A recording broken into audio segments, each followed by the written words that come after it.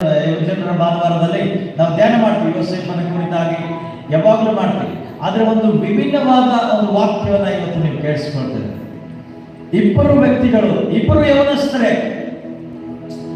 ಒಬ್ಬನು ತನ್ನ ಸಾಮ್ರಾಜ್ಯ ಕಟ್ಟಿಕೊಳ್ಬೇಕಂತ ಹೊರಡ್ತಾ ಇದ್ದಾನೆ, ಇನ್ನೊಬ್ಬ ದೇವರ ಸಾಮ್ರಾಜ್ಯವನ್ನು ಕಟ್ಟಬೇಕಂತ ಹೊರಡ್ತಾ ಇದ್ದಾನೆ. ಈ ಇಬ್ಬರ ಮಧ್ಯದಲ್ಲಿ ಇದ್ದಂತಹ ಒಂದು ವ್ಯತ್ಯಾಸವನ್ನ ನಾವಿವತ್ತು ಆಲೋಚನೆ ಮಾಡೋಣ. ಯವನಸ್ಥರಾಗಿ ನಾವು ಯಾವುದನ್ನ ಕಟ್ಟುವುದಕ್ಕೆ ತವಕ ಪಡ್ತಾ ಇದ್ದೇವೆ ಅನ್ನುವುದನ್ನು ನಾವು ಪ್ರಶ್ನೆ ಮಾಡಿಕೊಳ್ಳೋಣ. ಮೊದಲನೇದಾಗಿ ಅಲೆಕ್ಸಾಂಡರ್ ದಿ ಗ್ರೇಟ್, ಎಲ್ಲರಿಗೆ ಗೊತ್ತಲ್ಲ, ಅರಸನು ಅಲೆಕ್ಸಾಂಡರ್ ದಿ ಗ್ರೇಟ್ ಎಷ್ಟು ವರ್ಷಕ್ಕೆ ತೀರಿಹೋದ? ಅವನು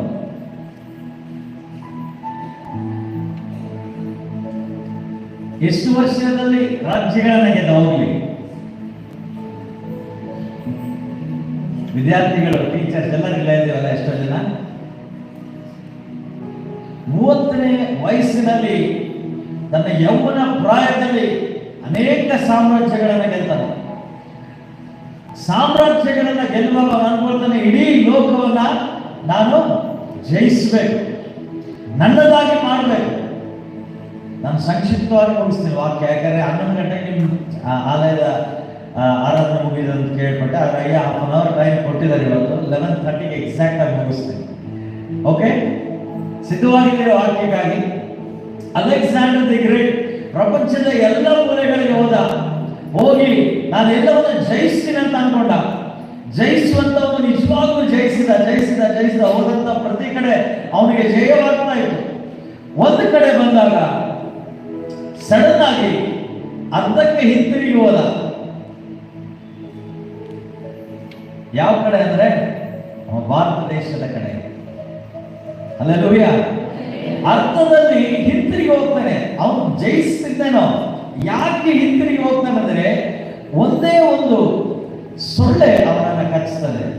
ಅವನು ಅನಾರೋಗ್ಯಕ್ಕೆ ಬಿದ್ದವನು ಹಿಂತಿರುಗಿ ಹೋದ. ತನ್ನ ಸಾಮ್ರಾಜ್ಯವನ್ನ ಕಟ್ಟುವಂತ ಪರಿಸ್ಥಿತಿಯಲ್ಲಿ ಅಲ್ಲೇ ನಿಂತ. ನಾನು ಎಲ್ಲರಿಗಿಂತ ಬಲಿಷ್ಠ ಅನ್ಕೊಂಡು ಅವನು ಹಾಸಿಗೆ ಪಾಲಾದ ಅವನು ತನ್ನ ಜೋಡಿ ಇದ್ದಂತ ಎಲ್ಲ ನಿಪುಣರಾದಂತ ವೈದ್ಯರನ್ನ ಕರೆಸ್ಕೊಳ್ತಾನೆ. ವೈದ್ಯರ ಟೀಮ್ ಇರ್ತದೆ ನನಗೆ.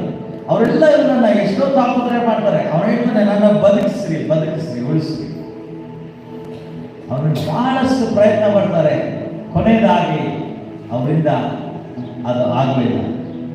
ಆ ಕೊನೆಯ ಸಂದರ್ಭದಲ್ಲಿ ಒಂದು ಮಾತನ್ನ ಆತನ ಹೇಳ್ತಾನೆ, ನನಗೊಂದು ಆಸೆ ಇದೆ, ಇದನ್ನ ನೀವು ನೆರವೇರಿಸಬೇಕು ಅಂತ. ಏನು ಈ ಆಸೆ ಅಂತ ಕೇಳಿದಾಗ 33ನೇ ಅವನು ತೀರ್ಕೊಂಡಂತ ವಯಸ್ಸು 33. ಹಲೋ, ಎಷ್ಟನೇ ವಯಸ್ಸಲ್ಲಿ ಯುದ್ಧಕ್ಕೆ ಹೋದ ರಾಜ್ಯ ಗೆಲ್ಲಬೇಕಂತ?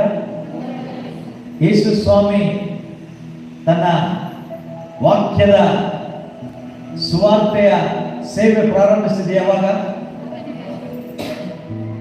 ಖಾಲಿ ಆಗ್ತಾ ಇದ್ದಾನೆ. ಯಾರು ಸಿಮಿಲರ್ ಆಗಿದ್ದಾನ? 30 ವರ್ಷಗಳು. ಇಬ್ಬರಲ್ಲಿ ಒಂದು ವ್ಯತ್ಯಾಸ ಹೇಳಿದೆ ನಾನಾಗ್ಲೇ. ಒಬ್ರು ತನ್ನ ಸ್ವಂತ ರಾಜ್ಯವನ್ನು ಕಟ್ಟಬೇಕಂತ ಹೋಗ್ತಾ ಇದ್ದಾರೆ, ಇನ್ನೊಬ್ರು ತಂದೆಯ ರಾಜ್ಯವನ್ನ ಕಟ್ಟಬೇಕಂತ ಈ ಲೋಕದಲ್ಲಿ ಬಂದಿದ್ದಾರೆ. ಹಲ್ಲೆಲೂಯಾ. ಇಬ್ಬರು ಪ್ರಯಾಣಿಸ್ತಾ ಇದ್ದಾರೆ. 30ನೇ ವಯಸ್ಸಿನಲ್ಲಿ ಈ ಅಲೆಕ್ಸಾಂಡರ್ ದಿ ಗ್ರೇಟ್ ಕೊನೆಯ ಮೂಮೆಂಟ್ ಬಂದಾಗ ಹೇಳ್ತಾನೆ, ನಾನು ಹೇಳಿದಂಗೆ ಮಾಡ್ರಿ, ಒಂದು ಪೆಟ್ಟಿಗೆನ ತರಿಸ್ರಿ, ಶವದ ಪೆಟ್ಟಿಗೆನ. ನಾನು ಇನ್ನೇನು ಉಳಿಯಲ್ಲ, ನನಗೆ ಗೊತ್ತಾಯ್ತು. ಆ ಶವದ ಪೆಟ್ಟಿಗೆ ಹೇಗಿರ್ಬೇಕಂದ್ರೆ, ನೀವು ಕೇಳಿದ್ರಿ ಈ ಸ್ಟೋರಿ, ಬಹಳ ಜನ ಕೇಳಿರ್ತೀರಿ ಆಗ್ಲೇ. 2 ಕೈಗಳು ಹೆಂಗಂತೆ ಹೊರಗಡೆ, ನನ್ನ 2 ಕೈಗಳು ಹೊರಗಡೆ ಕಾಣಿಸ್ತಾ ಇರಬೇಕು. ಹಾಗೆ ಆ ಪೆಟ್ಟಿಗೆನ ಡಿಸೈನ್ ಮಾಡ್ರಿ. ಆ ಪೆಟ್ಟಿಗೆಯನ್ನ ಪ್ರಾಮುಖ್ಯವಾಗಿ ಯಾರು ತೆಗೆದುಕೊಂಡು ಹೋಗ್ಬೇಕಂದ್ರೆ, ನನಗೆ ಟ್ರೀಟ್ ಮಾಡಿ ನನ್ನನ್ನು ಬದುಕಿಸಲಾರದಂತೆ ಹೋದಂತ ವೈದ್ಯರೇ ನನ್ನನ್ನ ಎತ್ಕೊಂಡು ಹೋಗ್ಬೇಕು. ಆ ವೈದ್ಯರೇ ನನ್ನನ್ನು ಊರಲ್ಲಿ ತೆಗೆದುಕೊಂಡು ಹೋಗ್ತಾ ಇರಬೇಕು. ನಾನು ಹೋಗುವಾಗ ನನ್ನ ಆ ಒಂದು ಅಂತಿಮ ಯಾತ್ರೆ ನಡೆಯುವಾಗ ಅದರ ಮುಂದೆ ಏನಾಗಬೇಕು? ಹಣವನ್ನ, ಬಂಗಾರವನ್ನ ಚೆಲ್ಲಬೇಕು. ಈ ಸಂಗತಿಯನ್ನು ಹೇಳ್ತಾನೆ. ಯಾಕೆ ಈ ಸಂಗತಿಯನ್ನು ಹೇಳ್ತಾ ಇದ್ದಾನೆ ಅಂದ್ರೆ, ಅಲ್ಲಿದ್ದಂತ ಆ ಜನರಿಗೆ ಒಂದು ಸಂದೇಶವನ್ನು ಕೊಡಬೇಕಂತ ಆಲೋಚನೆ ಮಾಡ್ತಾನೆ. ಯೌವನ ಪ್ರಾಯದಲ್ಲಿ ಇದ್ದಂಥವನು ತನ್ನ ಸ್ವ ಇಚ್ಛೆಗೋಸ್ಕರ ತನ್ನ ಸ್ವಬಲವನ್ನು ತೋರಿಸಿ ತಾನು ಸಂಪೂರ್ಣ ನೆನೆಸಿಕೊಂಡವನ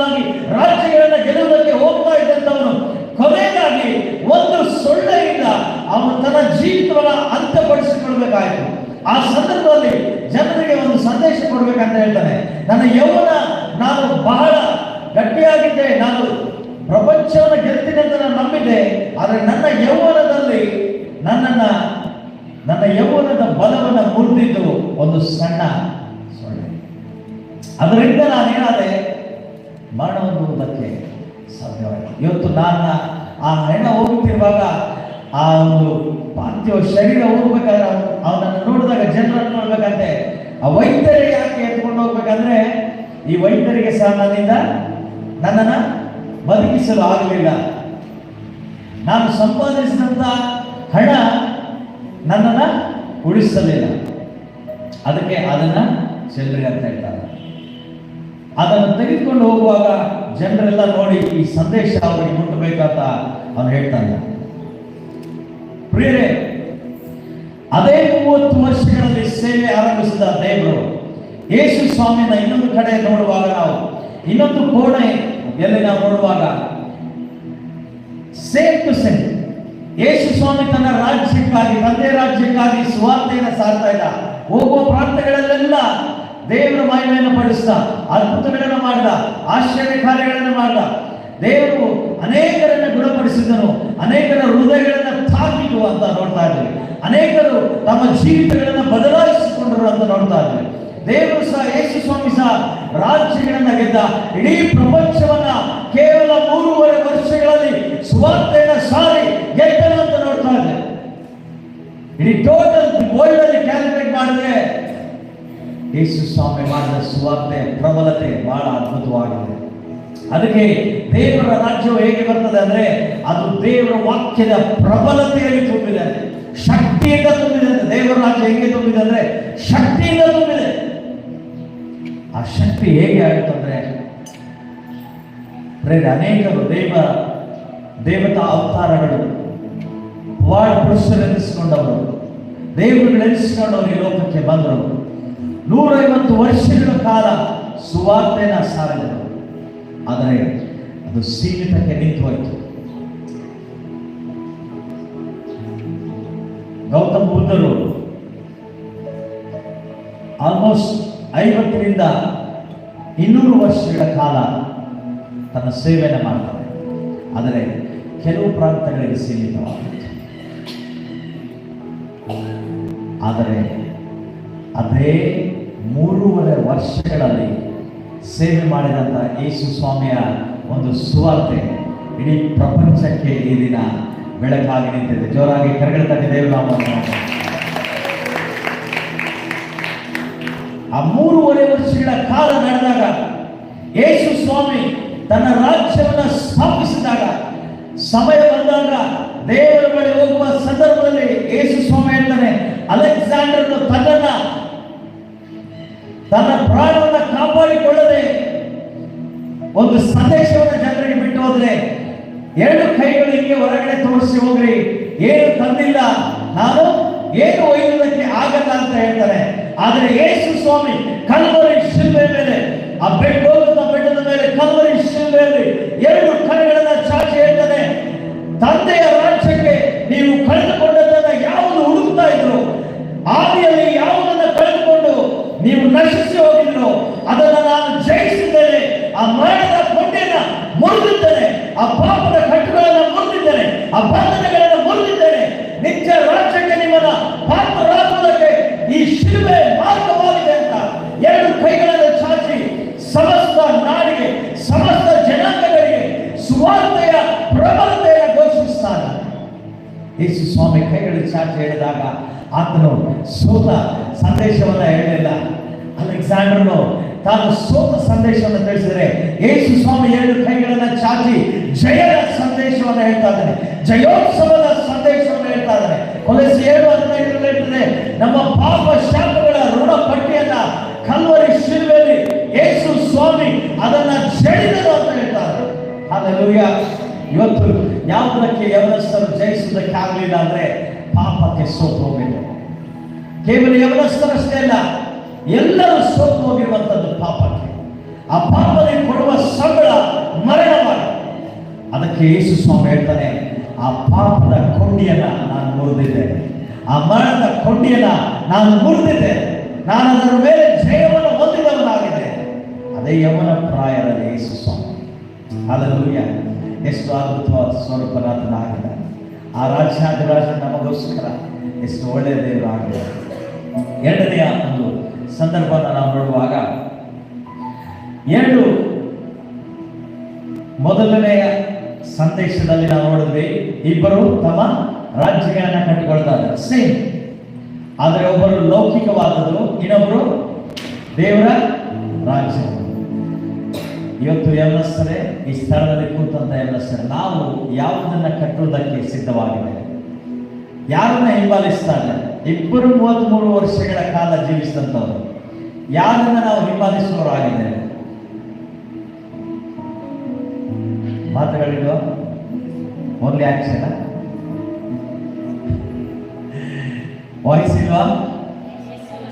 ಇಷ್ಟೇನಾ? ಯಾರಾದ್ರೂ ಒತ್ತಡದಲ್ಲಿಟ್ಟಿದಾರ? ಭಯ ಪಡ್ತಾ ಇದ್ದೀರಾ? ಇಲ್ಲನ ಬಂಧಿಸಿದಾರ ನಿಮ್ಮನ್ನ? ಶಬ್ದವಾಗಿ ಹೇಳಿದ್ರೆ ಯಾಕೆ ಎದುರ್ತಾ ಇದ್ದಾರೆ? ಯಾರ ರಾಜ್ಯವನ್ನ ಕಟ್ತೀರಿ? ದೇವರ ರಾಜ್ಯವನ್ನ ಕಟ್ತೀರಂತ ವಿಶ್ವಾಸದಿಂದ ಘೋಷಿಸ್ರಿ. ಯಾಕೆ ಎದುರ್ತಾ ಇದೆ? Why are you feared? ಈ ಸತ್ಯವೇದ ನಿಮ್ಮ ಕೈಗಳಲ್ಲಿ ಇದೆ ಅಂದ್ರೆ ಇದು ಬರುವುದಕ್ಕೆ ಇವತ್ತು ಶಬ್ದ ಓದ್ಬಿಟ್ರಿ ಎಲ್ಲ ಯೌವನಸ್ಥರು. ಇದು ನಮ್ಮ ಕೈಗೆ ಸಿಗ್ಬೇಕಂದ್ರೆ ಎಷ್ಟು ಹೋರಾಟ ನಡೆದಿದೆ ಗೊತ್ತಾ? ಎಷ್ಟು ಜನರು ಹತಸಾಕ್ಷಿಗಳಾಗಿದ್ದಾರೆ. ತಮ್ಮ ಪ್ರಾಣ ತ್ಯಾಗವನ್ನು ಮಾಡಿದ್ದಕ್ಕಾಗಿ ಇವತ್ತು ನಮ್ಮ ಕೈಯಲ್ಲಿದೆ. ಆದಿ ಸಭೆಗೆ ಸತ್ಯವೇದ ಇಲ್ಲ. ದೇವರು ಒಂದು ನಿಬಂಧನೆ ಮಾಡಿದ ಅವರಿಗೆ, ನನ್ನ ವಾಕ್ಯವು ನಿಮ್ಮ ಹೃದಯದಲ್ಲಿ ಇರ್ತೀನಿ. ಜೋರಾಗಿ ಕರಗಳ್ತಾನೆ ದೇವನಾಮ. ಇವತ್ತು ಈ ಸಮಯ ನನ್ನ ವಾಕ್ಯಗಳು ನಿಮ್ಮ ಹೃದಯದಲ್ಲಿ ಇರ್ತೇನೆ. ಪ್ರಿಯ ಯೌವನಸ್ಥರೇ, ದೇವರ ವಾಕ್ಯ ನಮ್ಮ ಹೃದಯದಲ್ಲಿದ್ದರೆ ಅದು ನಮ್ಮನ್ನು ಕಾಪಾಡ್ತದೆ. ಅದಕ್ಕೆ ಕೀರ್ತನೆಗಾರರು 119ನೇ ಕೀರ್ತನೆ ಬರೆಯುವಾಗ ಅನೇಕ ಸಂಗತಿಗಳು ಯೌವನಸ್ಥರ ಕುರಿತಾಗಿ ಬರೆದಿದ್ದಾರೆ. ನನ್ನ ಪಾದಕ್ಕೆ ಏನಾಗಿದೆ? ಅದು ದೀಪವಾಗಿದೆ. ನನ್ನ ನಡತೆಯನ್ನು ಪರಿಶೋಧಿಸುವಂಥದ್ದು ಯಾವುದು? ದೇವರ ವಾಕ್ಯದಿಂದಲೇ ನಾನು ನನ್ನನ್ನು ಪರಿಶೋಧಿಸಿಕೊಳ್ತಾರೆ. ಇವತ್ತು ನಮ್ಮನ್ನು ಪರೀಕ್ಷಿಸಿಕೊಳ್ಳೋಣ. ದೇವರ ವಾಕ್ಯದಿಂದ ನಾವು ನಡೀತಾ ಇದ್ದಾರ? ದೇವರ ವಾಕ್ಯದ ಬೆಳಕಿನಲ್ಲಿ ನಾವು ಹೋಗ್ತಾ ಇದ್ದೇವೆ ಅಂತ? Hallelujah, hallelujah. ಎರಡನೇದಾಗಿ ಇನ್ನೊಂದು ಉದಾಹರಣೆ, ಇನ್ನೂ 10 ನಿಮಿಷ ಸಮಯ ಇದೆ ನನಗೆ. ಎರಡನೇ ಉದಾಹರಣೆ, 2 ಕಟ್ಟಡಗಳು ಕಟ್ತಾ ಇದ್ದಾರೆ. ಇಲ್ಲಿ ಸಹ ಸೇಮ್. ಒಂದು ಮಾನವನ ಯೋಚನೆಯ ಕಟ್ಟಡ, ಎರಡನೆಯದು ದೇವರ ಆಲೋಚನೆಯ ಕಟ್ಟಡ. ಇವತ್ತು ನಾವು ಸಹ ಯಾವ ಕಟ್ಟಡಕ್ಕೆ ಪ್ರಾಮುಖ್ಯತೆ ಕೊಡಬೇಕು ಅನ್ನುವಂಥದ್ದನ್ನ ವಾಕ್ಯದ ಸಂದೇಶದ ಕೊನೆ ಭಾಗದಲ್ಲಿ ನಾನು ಹೇಳ್ತೇನೆ. ಮೊದಲನೆಯ ಕಟ್ಟಡ, ಈ ಪ್ರಾಂತದಲ್ಲಿ ಕನ್ನಡಿಗರು ಜಾಸ್ತಿ ಅಲ್ವಾ? ತೆಲುಗು ಅರ್ಥ ಆಗ್ತದ? ಹಿಂದಿ ಅರ್ಥ ಆಗ್ತದ? ಕಡಿಮೆ. ಹಿಂದಿ, ಇಂಗ್ಲಿಷ್. ಎಷ್ಟು ಭಾಷೆಗಳಿದೆ ನಮ್ಮಲ್ಲಿ? ಎಷ್ಟು ಭಾಷೆಗಳು ಇರ್ಬೋದು? ಸುಮಾರು ಅಲ್ವಾ? ಸಾವಿರಾರು ಭಾಷೆಗಳಿದೆ. ಹಲ್ಲೆಲೂಯಾ. ಈ ಭಾಷೆಗಳು ಉಂಟಾಗುವುದಕ್ಕೆ ಎಲ್ಲಿಂದ ಮೂಲ ಗೊತ್ತಿದೆಯಾ? ಎಲ್ಲಿಂದ ಉಂಟಾಯಿತು ಗೊತ್ತಾ ಭಾಷೆಗಳು? ಸತ್ಯವೇದದಿಂದ. ಹಲ್ಲೆಲೂಯಾ. ಕೈಗಳಲ್ಲಿ ಒಂದ್ಸಲ ತೋರಿಸ್ರಿ. ಸತ್ಯವೇದದಿಂದ ಉಂಟಾಗಿದೆ. 11ನೇ ಅಧ್ಯಾಯಕ್ಕೆ ಬರೀ, ಆದಿಕಾಂಡದಲ್ಲಿ.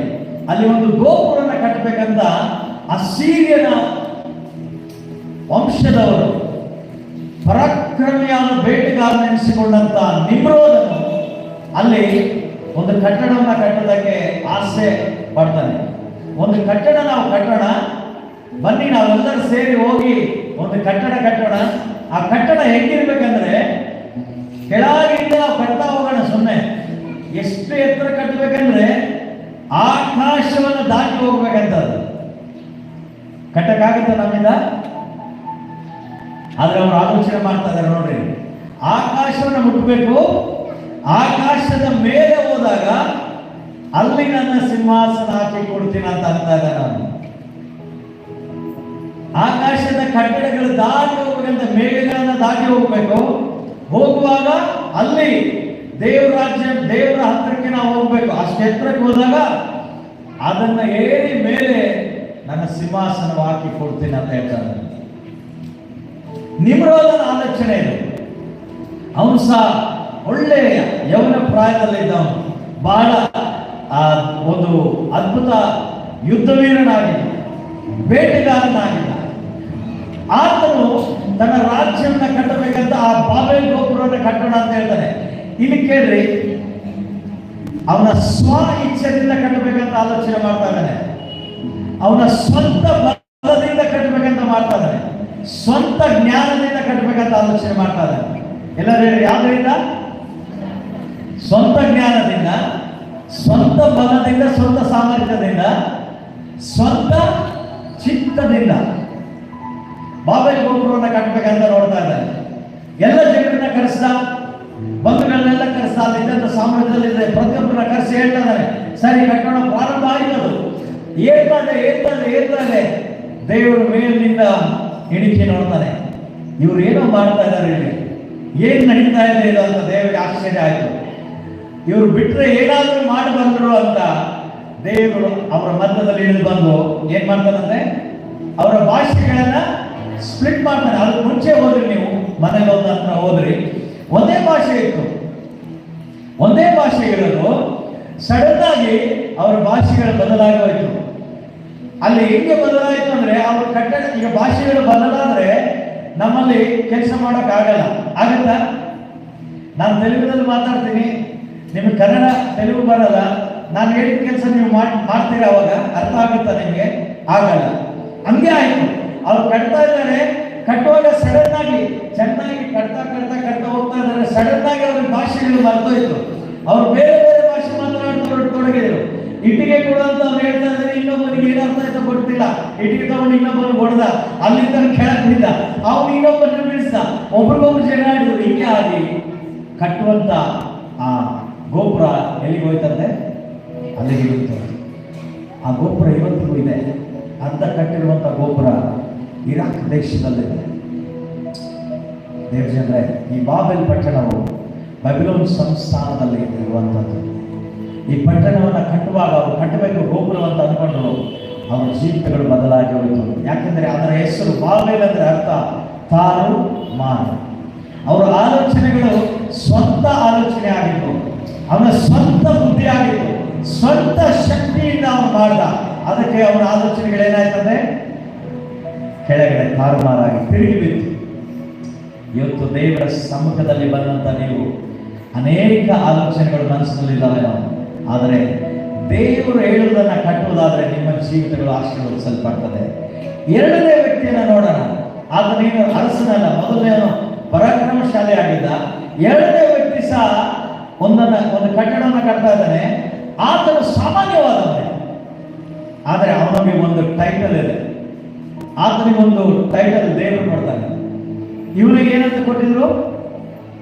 ನಿಮ್ರೋಧನಿಗೆ ಏನಿದೆ ಹೆಸರು? ಪರಾಕ್ರಮಿ ಆದ ವ್ಯಕ್ತಿಗಾರನ ಅಲ್ವಾ? ಆದರೆ ಅದೇ ಆದಿಕಾಂಡ 6ನೇ ಅಧ್ಯಾಯದಲ್ಲಿ ನೋಡ್ರಿ,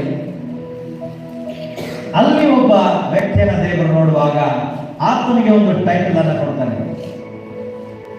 ಆತನ ಪರಾಕ್ರಮಿ ಅಲ್ಲ, ಆತನ ಬಲವಂತನಲ್ಲ, ಅವನು ಶಕ್ತಿವಂತನಲ್ಲ. ಆತನಿಗೆ ಒಂದು ಚಿಕ್ಕ ಟೈಟಲ್ ಕೊಡ್ತಾನೆ, ದೇವರು ಕೊಡ್ತಾನೆ. ದೇವರು ಕಣ್ಣಿಗೆ, ದೇವರು ಹುಡುಕುವಾಗ, ಹುಡುಕಾಟದಲ್ಲಿ ದೇವರು ನೋಡ್ತಾ ಇದ್ದಾನೆ. ದೇವರು ಹುಡುಕುವಾಗ ಆ ವ್ಯಕ್ತಿ ದೇವರ ಕಣ್ಣಿಗೆ ನೀತಿವಂತನೆಂದು ಎಣಿಸಲ್ಪಟ್ಟ.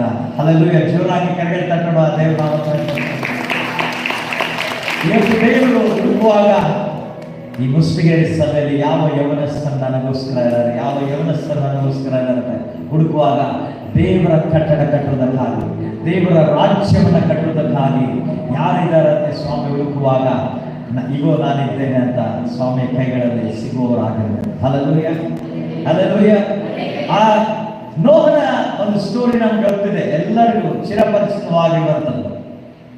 ನೋಹನಿಗೆ ದೇವರು ಹೇಳ್ತಾರೆ, ನಾನು ಮಳೆಯನ್ನು ಬರಮಾಡ್ತೀನಿ, ಒಂದು ನಾವೆಯನ್ನು ನೀನು ಕಟ್ಟಬೇಕಂತ ಹೇಳ್ತಾರೆ. ಅಲ್ಲಿದ್ದಂಥ ಎಷ್ಟೋ ಜನರು, ಆ ಊರಿನ ಪ್ರಾಂತದಲ್ಲಿದ್ದಂಥ ಎಲ್ಲ ಜನರು ಏನಂತಾರೆ, ನೋಹನು ಕಾಡಿಗೆ ಹೋಗಿ ದೇವರ ಮಾತನ್ನ ಕೇಳಿದ.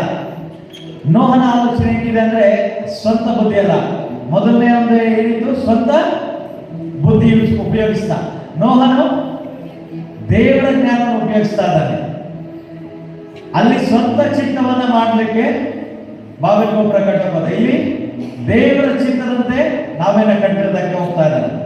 ಸ್ವಂತ ಜ್ಞಾನವನ್ನ ಬಲವನ್ನು ಉಪಯೋಗಿಸ್ತಾ, ಇಲ್ಲಿ ದೇವರ ಬಲವನ್ನ ದೇವರ ಜ್ಞಾನವನ್ನು ಉಪಯೋಗಿಸ್ತಾ ಇದ್ದಾನೆ. ಹಲ್ಲೆಲೂಯಾ. ಆ ದೇವರ ಬಲವನ್ನು ಉಪಯೋಗಿಸ್ಕೊಂಡವನು ಹೋಗಿ ತುರಾಯಿ ಮರವನ್ನು ತೆಗೆದುಕೊಂಡು ಬಂದ್ರೆ ದೇವರು ಏನೇನು ಹೇಳ್ತಾನೆ ಎಲ್ಲವನ್ನ ಹಂಗೆ ತಂದ, ಹಂಗೆ ಮಾಡಲು ಪ್ರಾರಂಭಿಸಿದ. ನಾವೇನ ಕಟ್ತಾ ಹೋದ. ಸುಮಾರು ವರ್ಷಗಳಾಯಿತು. ಎಷ್ಟು ವರ್ಷಗಳಾಗಿರ್ಬೋದು ಮೋಸ್ಟ್ಲಿ, ಯಾರು ಹೇಳ್ತಾರೆ ಎಷ್ಟು ವರ್ಷ ಆಗಿತ್ತು ನಾವೇ ಕಟ್ಟೋಕೆ? ಬರಗಾಲ ಇತ್ತು. ಪ್ರತಿ ಜನರು ಇದ್ರೆ ಇವ್ನು ಏನೋ ಹುಚ್ಚು ಬಂದಿದ್ದ, ನಮ್ಮಲ್ಲಿ ಬರಗಾಲ ಇದೆ, ಮಳೆ ಇಲ್ಲ, ಬೆಳೆ ಇಲ್ಲ, ಅಂತರಲ್ಲಿ ಏನ್ ಬರ್ತದಂತೆ? ಜಲಪ್ರಳಯ ಬರ್ತದೆ, ಸುನಾಮಿ ಬರ್ತದೆ ಅಂತ ಹೇಳ್ತಾ ಇದ್ದಾರೆ. ಪಾಪ ಇನ್ನ ಅವಾಗ ಸುನಾಮಿಯನ್ನು ಹೊರಡು ಗೊತ್ತಿಲ್ಲ ನೋವಿಗೆ ಅಲ್ಲ. ಜಲಪ್ರಳಯ ಬರ್ತದೆ ಅಂತ ನೋಹನು ಹೇಳ್ತಾ ಇದ್ದಾನೆ, ಸುವಾರ್ತೆನ ಸಾರ್ತಾ ಇದ್ದಾನೆ. ಜನರು ಗ್ರಹಿಸಲಿಲ್ಲ. ಎರಡು ಸಂದರ್ಭ. ಜನರಿಗೆ ಸುವಾರ್ತೆ ಸಾರೋದಕ್ಕಾಗಿ ದೇವರು ಕಳಿಸಿಕೊಟ್ರೆ ಜನರು ಅದನ್ನು ಗ್ರಹಿಸಲಿಲ್ಲ. ಒಂದು ಕಡೆ ನಾವೇನ ಕಟ್ತಾ ಇದ್ದಾನೆ, ಎರಡು ಕೆಲಸ ಮಾಡ್ತಾ ಇದ್ದಾನೆ ನೋಹನು. ಒಂದು ಕಡೆ ನಾವೇನ ಕಟ್ತಾ ಇದ್ದಾನೆ, ಇನ್ನೊಂದು ಕಡೆ ಸುವಾರ್ತೆನ ಸಾರ್ತಾ ಇದ್ದಾನೆ. ಎರಡು ಪ್ರಬಲವಾಗಿ ಚಲಿಸುವಾಗ ಆ ಸಂದರ್ಭದಲ್ಲಿ ನೋಹನ ನಾವೇ ಕಟ್ಟುವ ಕೆಲಸ ಮುಗಿಯಿತು. ಎಷ್ಟು ವರ್ಷ ಆಗಿರ್ಬೋದಂತೆ. ಮತ್ತೆ ಅಲ್ಲಿಗೆ ಬಂದಲ್ಲ. ಬೈಬಲ್ ಪ್ರಕಾರ ಕೆಲವು ಬೈಬಲ್ ಸ್ಕಾಲರ್ಸ್ ಹೇಳ್ತಾರೆ 120 ವರ್ಷಗಳಿತ್ತು. 6ನೇ ಅಧ್ಯಾಯದ 3ನೇ ವಚನದ ಪ್ರಕಾರ ದೇವರಲ್ಲಿ ಒಂದು ಅವಚನವಾಗಿ ಒಂದ್ಸಲ ಹೇಳ್ತಾರೆ.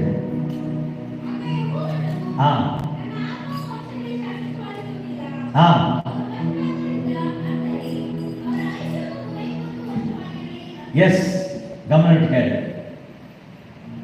ಆದಾಮನನ್ನು ದೇವರು ಉಂಟು ಮಾಡಿದಾಗ ಅವನಿಗೆ ನಿತ್ಯ ಜೀವನದ ಆಶೀರ್ವಾದ ಇತ್ತು. ಯಾವಾಗ ಹಣ್ಣನ್ನು ತಿಂದನೋ ಟೈಮ್ ಸ್ಟಾರ್ಟ್ ಆಯಿತು, ಅವನ ಲೈಫ್ ಸ್ಪ್ಯಾನ್ ಸ್ಟಾರ್ಟ್ ಆಯಿತು. ಅವನಿಗೆ ಮರಣವು ಪ್ರಾರಂಭವಾಗುವುದಕ್ಕೆ ದಿನಗಳು ಪ್ರಾರಂಭವಾಯಿತು.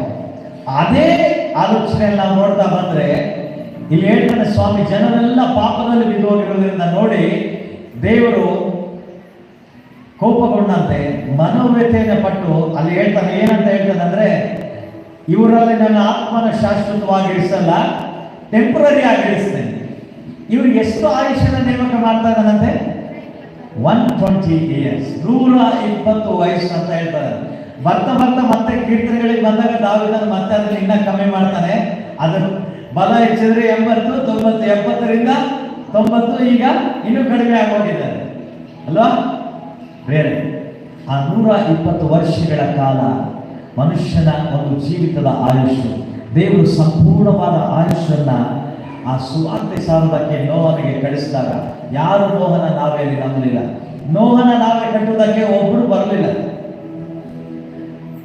ಬಾಬೆಲ್ ಗೋಪುರನ ಕಟ್ಟುವುದಕ್ಕೆ ಎಲ್ಲರೂ ಹೋಗಿದ್ರು. ಅದಕ್ಕೆ ದೇವರವರ ಆಲೋಚನೆಗಳನ್ನ ಸದೆ ಮಾಡಿದ್ದಾರೆ. ಇಲ್ಲಿ ಇದು ದೇವರ ಸಂಕಲ್ಪದ ಆಲೋಚನೆ. ಯಾರು ಕಟ್ಟೋದಕ್ಕೆ ಬರ್ತಾ ಇಲ್ಲ, ಅವನ ಕುಟುಂಬವಷ್ಟೇ ಪ್ರಯಾಸ ಪಡ್ತಾ ಇದೆ. ನಾವೇನ ಕಟ್ಟಿದ್ರು ದೇವ್ರು ಹೇಳ್ತಾನೆ, ನೀವೆಲ್ಲರೂ ಜೊತೆಯಾಗಿ ಪ್ರಾಣಿ ಪಕ್ಷಿಗಳನ್ನೆಲ್ಲ ಒಂದು ಜೊತೆ ತಂದು ಬಿಟ್ಟು ನೀವು ಕುಟುಂಬದ ಒಳಗಡೆ ಹೋಗ್ರಿ ಅಂತ ಹೇಳ್ತಾನೆ.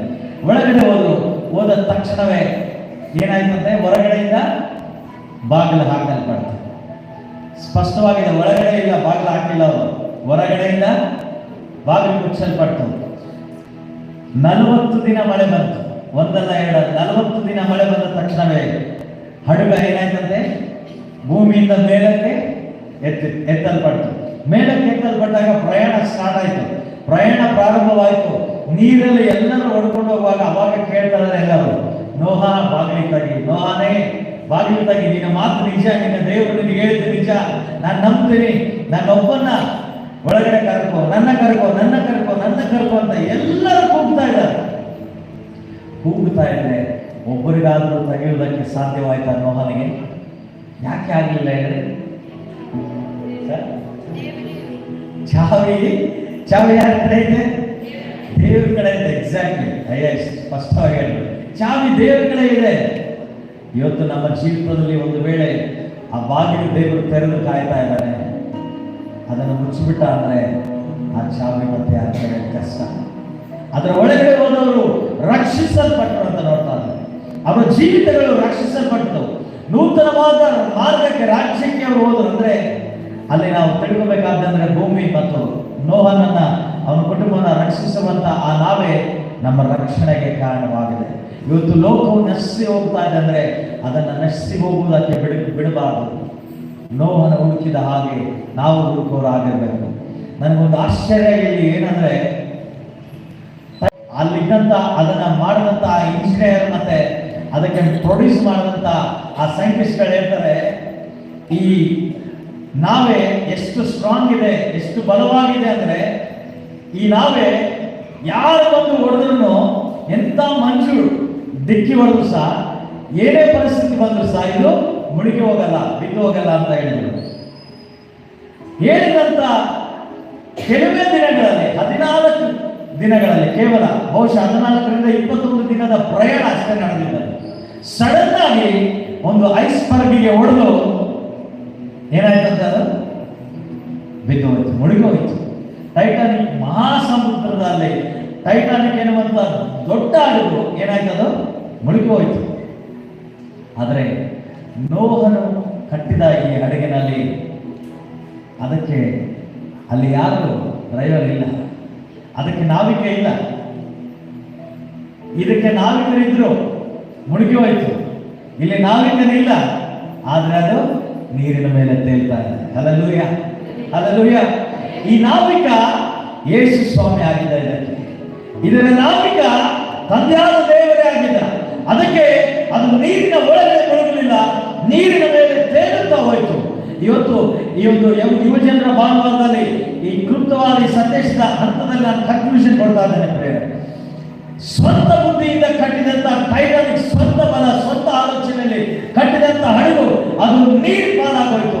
ಆದರೆ ದೇವರ ಚಿತ್ತಕ್ಕನುಸಾರವಾಗಿ, ದೇವರ ಜ್ಞಾನದಿಂದ, ದೇವರ ಬಲದಲ್ಲಿ ಕಟ್ಟಿರುವಂತಹ ಈ ನಾವೇ, ನೋಹನ ನಾವೇ ಅರಾರಟ್ ಪರ್ವತದ ಮೇಲೆ ಹೋಗಿ ಸುರಕ್ಷಿತವಾಗಿ ನಿಂತುಕೊಳ್ತಾ ಅಂತ ನೋಡ್ತಾ ಇದ್ದೇನೆ. ಇವತ್ತು ಈ ಸಮಯದಲ್ಲಿ ನಾವೆಲ್ಲರೂ ಎದ್ದು ನಿಂತುಕೊಳ್ಳೋಣ. ಕೊನೆಯದಾಗಿ ಮಕ್ಕಳ ಮುಗಿಸುವ ಸಂದರ್ಭದಲ್ಲಿ ನಾವೆದ್ದು ನಿಂತುಕೊಳ್ಳೋಣ. ಜೀವನ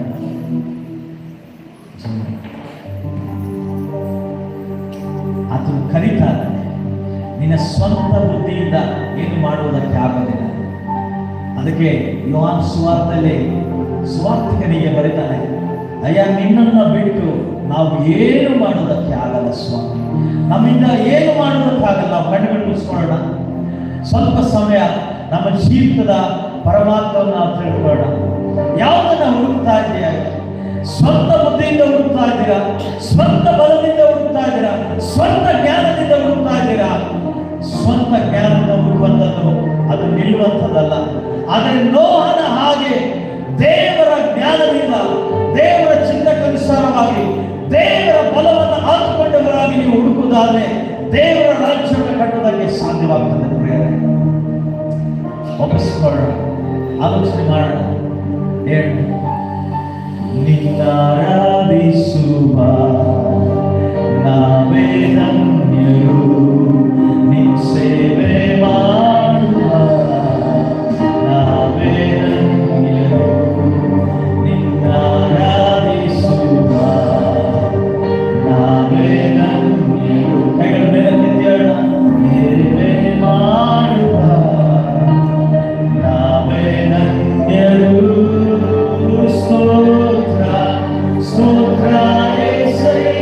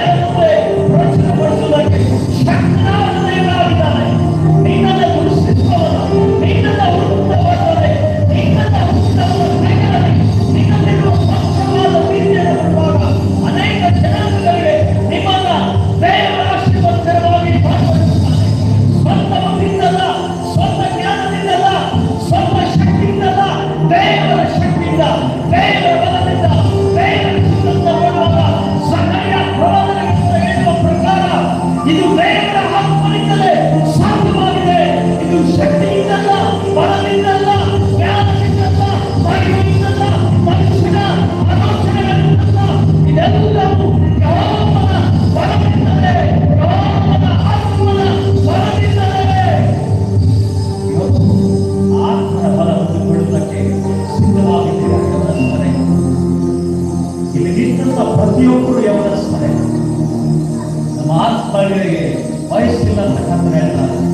ಒಪ್ಪಿಸಿಕೊಂಡು ಸಂತೋಷವಾಗಿ ದೇವರನ್ನು ಸ್ತುತಿಸ್ತಾ ಕೊಂಡಾಡುತ್ತಾ ದೇವರಲ್ಲಿ 24ನೇ ವರ್ಷ ಒಂದು ನೂತನವಾದಂಥ ಆಶೀರ್ವಾದಗಳನ್ನು ಹೊಂದಿಕೊಂಡವರಾಗಿ ನಾವು ಮುಂದೆ ಸಾಗೋಣ.